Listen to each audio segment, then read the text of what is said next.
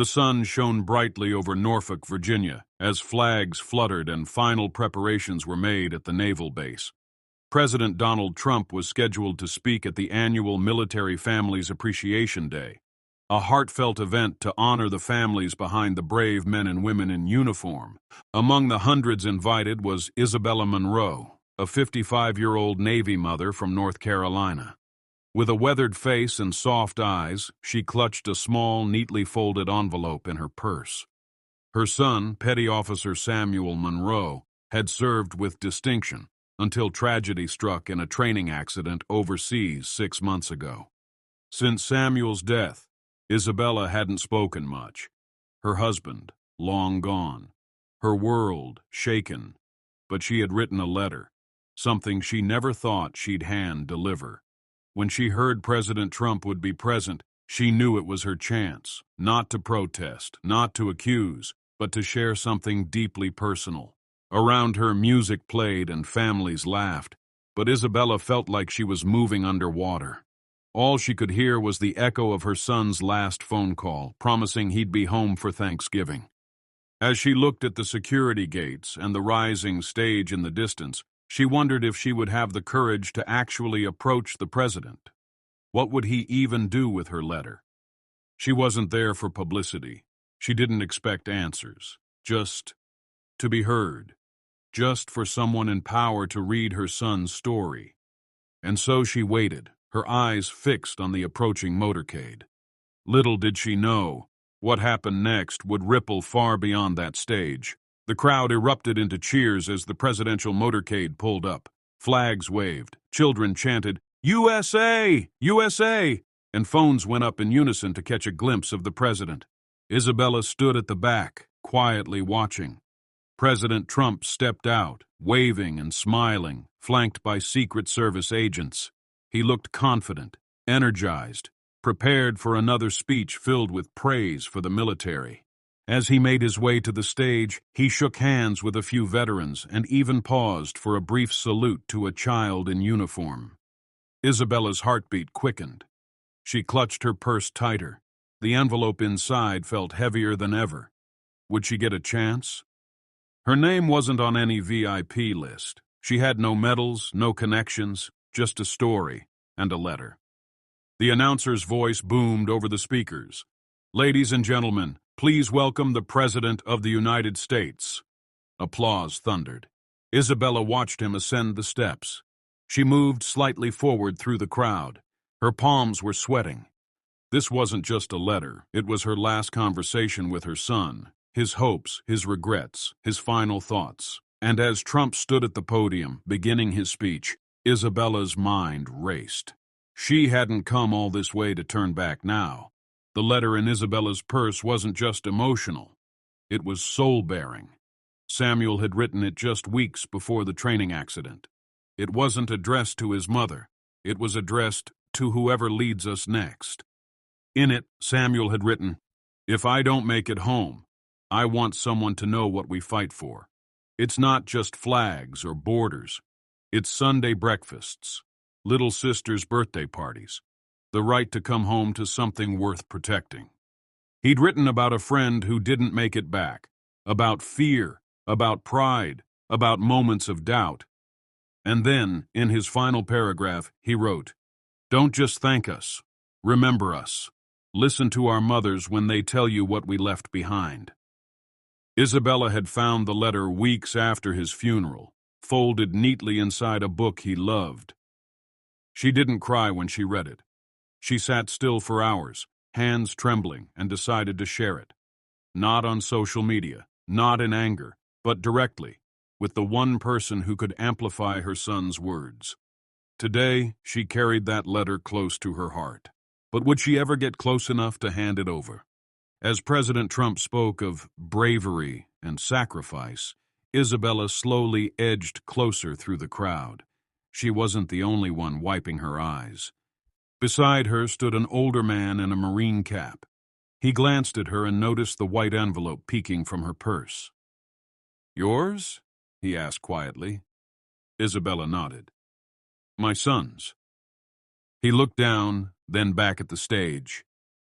"You gonna give it to him?" She hesitated, trying to. Without a word, the man stepped forward, parting a small section of the crowd. Others noticed. One by one, people shifted, clearing a path. Some nodded at her, others placed hands gently on her shoulder. The Marine whispered, "Go."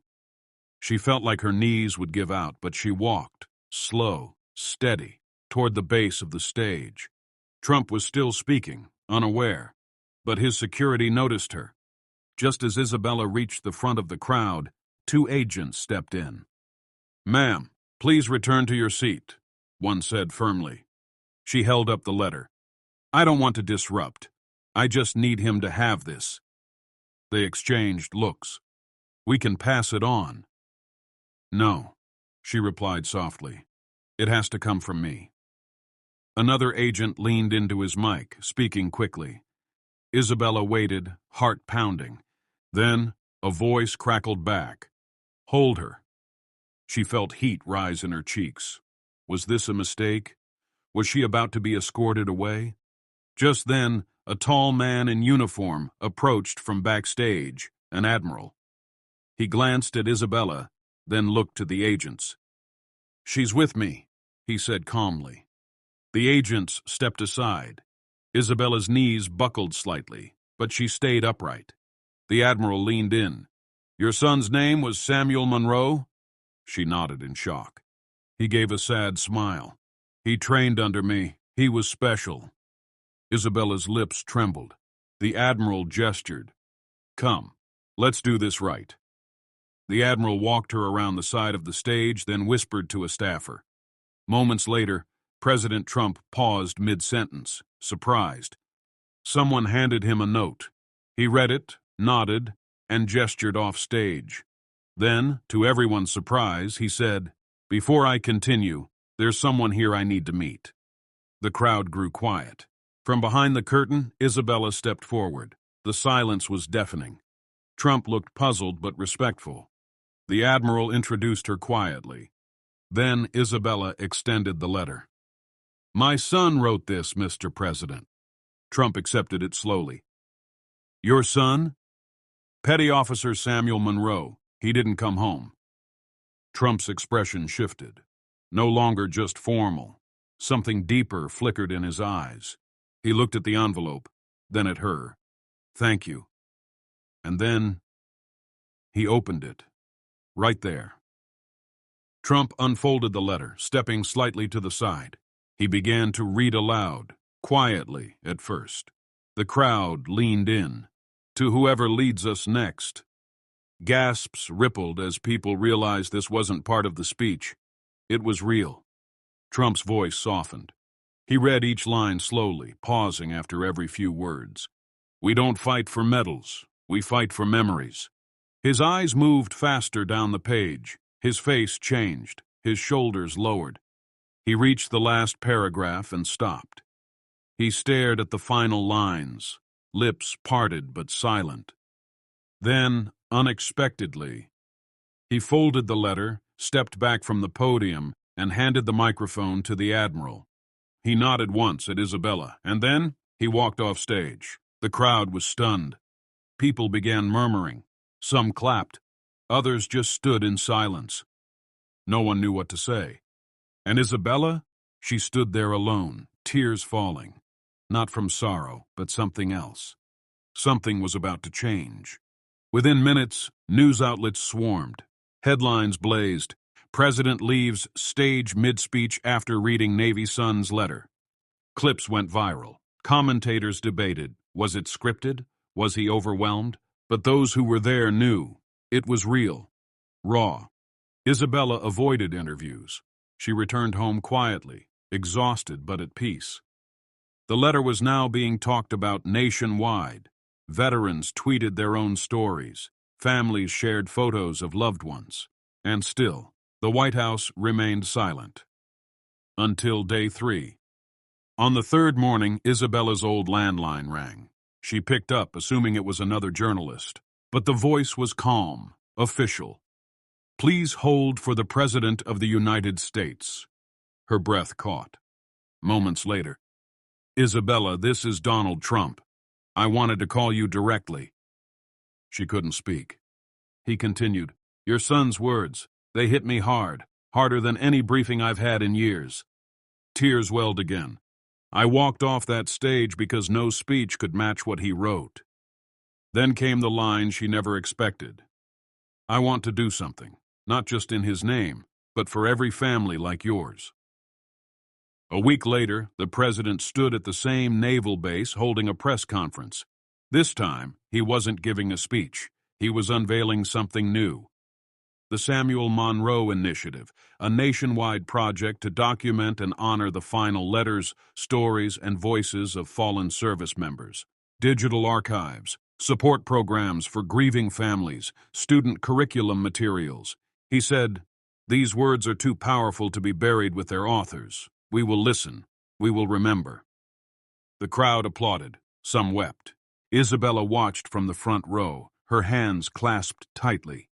She hadn't changed the world, her son had, and now his voice would echo forever. Of course, not everyone was pleased. Some pundits called it a political stunt. Others mocked the president's emotional reaction. But veterans across the country stood up. Retired generals, widows, and active-duty soldiers shared their support. Isabella began receiving hundreds of letters, mothers, fathers, siblings, all writing, "Thank you for being our voice." One stood out. A young Navy wife wrote, "I found my husband's journal after his passing. Because of Samuel, I shared it, and now his story is helping others." Isabella cried reading each one. Samuel's letter was doing more than she ever dreamed. Eventually, she agreed to one interview with a quiet journalist who had also lost a brother in Afghanistan. They met in her backyard, surrounded by old oak trees and wind chimes. The reporter asked, "Why didn't you read the letter yourself that day?" Isabella smiled gently. "Because it wasn't meant for me. It was meant for all of us." She added, "I carried it long enough. It was time for someone else to carry his message." The interview went viral, not for drama, but for truth. And for a moment, the internet slowed down and listened. One quiet afternoon, a black SUV pulled up in front of Isabella's modest home. She stepped outside, wiping flour from her hands. She'd been baking Samuel's favorite banana bread. The door opened, and out stepped President Trump, unannounced. No cameras, just two agents in the background. Isabella froze. "I wanted to see where Samuel grew up," he said. "If that's okay with you." She nodded slowly, inviting him inside. They sat at her old kitchen table. Photos of Samuel in baseball uniforms and dress whites filled the walls. Trump glanced at one. He had your eyes. For a moment, politics disappeared. There was just a grieving mother and a leader, sharing banana bread and honoring a life well lived. As they talked, Isabella pointed to an old wooden chair in the corner. That was his favorite seat. He'd sit there and tell me about the stars. Trump walked over and gently touched the chair's worn backrest. He didn't speak for a moment, then said, "There are too many empty chairs across this country." She nodded. That's why his words matter. They fill the silence. He turned, his voice steady. "Would you help us gather more letters? Stories like Samuel's?" She smiled. "That's all I want." And in that small kitchen, an unspoken partnership was born, one that would give voice to countless silent heroes. Months later, a group of high school seniors sat in a civics class, watching a short documentary titled "The Letter That Stopped a Speech." It included Samuel's full letter, read by a veteran, and clips from the press conference. Many students had never considered the personal side of military service, but now they were writing essays, asking questions, and even sending letters to military families. One boy asked his teacher, "How many other soldiers wrote like this?" "Thousands," she replied. But it took one mother to open the world's eyes. Samuel's words were sparking reflection and awakening empathy in a new generation. But not everyone embraced the initiative. One senator criticized the project, calling it emotional manipulation in politics. He refused funding for a related bill. The media latched on. But instead of reacting with outrage, Isabella responded with grace. She released a public letter saying, "This isn't about parties. This is about people. My son's words were never political. They were human." The letter went viral again. And that senator? After receiving thousands of handwritten letters from military families, he changed his vote. Sometimes courage doesn't come with shouting. It comes with quiet, steady truth. At a memorial ceremony, a young girl approached the podium. It was Emily Monroe, Samuel's 12-year-old sister. With trembling hands, she held a printed copy of his letter. "I didn't know all the things my brother thought," she said, "but now I feel like I do." She looked at the audience. "My big brother didn't want to be remembered as a soldier. He wanted to be remembered as a person." The crowd stood in silence. Emily placed the letter on the podium. "This belongs to all the kids who never got to say goodbye." And just like her mother, she became a voice for the voiceless. Later that year, the Smithsonian unveiled a special exhibit, Letters from the Brave. At its center was Samuel's original handwritten note, encased in glass. Nearby were digital kiosks where visitors could read thousands of others submitted by families. The exhibit included a bench modeled after Isabella's kitchen chair with a sign, "Sit, reflect, remember." Visitors of all backgrounds came. Some wept, some wrote notes of their own. In a corner sat a book where people could leave messages. One read, "I never served, but now I understand. Thank you, Samuel. Thank you, Isabella." On what would have been Samuel's 25th birthday, Isabella returned to the naval base where it all began. This time, she wasn't in the back row. She stood beside President Trump, now in his final year of office. He placed a hand on her shoulder. "None of this would have happened without you." She smiled. "It was never about me.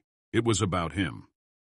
The president gestured to the newly unveiled Samuel Monroe Memorial Garden, a serene space for families to grieve and reflect.